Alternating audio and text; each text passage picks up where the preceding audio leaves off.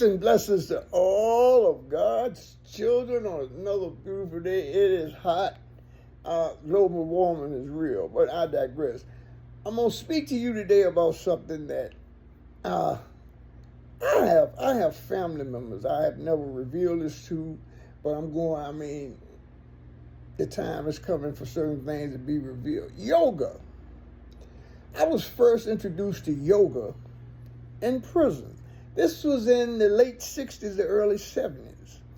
I ran across this individual that used to come to the prison. And this individual, see, before hippies were the people, free love and all that. Well, the generation before that was called the beat generation. And they called themselves beatniks. And they was just cool, they was into jazz, but I digress. I met this individual and we struck up a friendship, and he introduced me to Eastern philosophy, yoga. Most people talk about yoga. What comes to mind is, let me say this, yoga has many different schools. You can't name them all, but basically, most people recognize yoga is hatha yoga. Hatha yoga is what you see people, hot yoga and what have you. I think my pastor's son, he's a good instructor on that. And people thinking about bending themselves and shit. But that's only one school of yoga. There's many schools of yoga. There's types of yoga that just deals with reciting affirmations. It's called mantra yoga. You have Kundalini yoga. Now, that's what most people talk about more when they're talking about the chakras, the 7 chakras. It's actually multitudes and multitudes of chakras.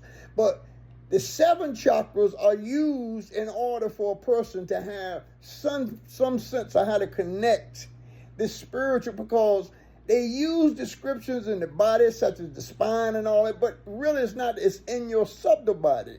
We have 3 different bodies. We have a physical body, we have a mental body, and we have a spiritual body.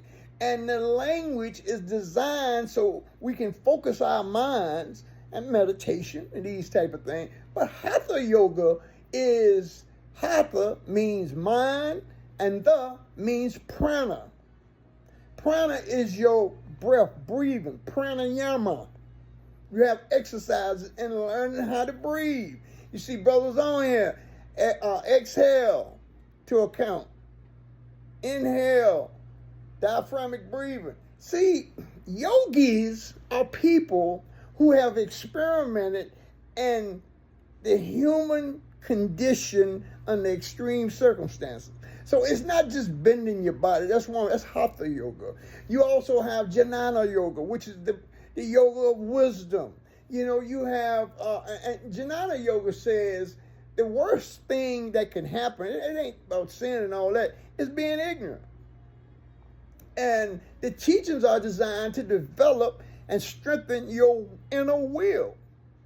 You have to first know that your will is just not just something you use it in order to become centered in a thing, be focused, but it's a whole school of teaching on it. Kundalini yoga, the precept is, and I touched on this yesterday, a child is born with a heart of gold. Ways of the world, the child's heart go cold. As we become conditioned or into social convention, I like to use the example of an aluminum can. This conditioning causes a can. I got a can and I smash it, and it's all crinkled up. Well, now we want to return this can back to its form. So Kundalini Yoga says that the serpentine fire, there's the image of a snake, and it's called 3.5 times at the base of your Muladhara, which is your base chakra that's being used in order for you to get some type of inner vision of what's going on. Now, as this consciousness raises up through the various chakras, the heart, anahata, comes up, it clears up the agni, the third eye, the pineal gland, it gives the science to this so that you can have a working understanding or overstanding of how you're going to reach the Sahasrara. That's the crown.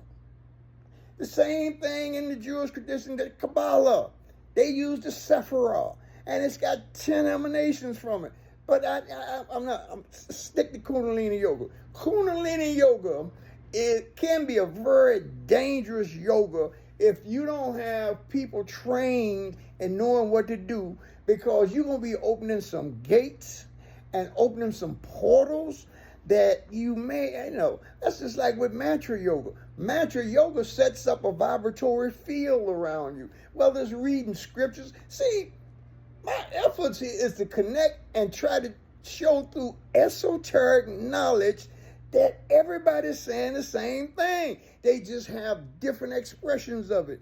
And I think in this day and time, we need to know everything that's familiar to us in order for us to better know God. That's all those yogis are setting up there, man. All the exercises they're doing, they're trying to become one with God. They're trying to lose themselves and become divine. The same way Yahshua HaMashiach. That's the whole teaching. He was coming here. He said to us in John, I'm leaving, but you're going to do better works than me. I mean, a lot of people got a lot of excuses why they don't want to accept or become accountable and responsible for that commission that's cited through Scripture. He said, you should do better works than what he demonstrated. In other words, he was here to show us who we really are and whose we are. We are not what we think. We want knowledge of truth, which is knowing. I'm going to pick this up in some other different places, but don't just think I'm going to come over here. Yeah, we can talk scripture and correlate, because there's only one truth, one love. Have a great day.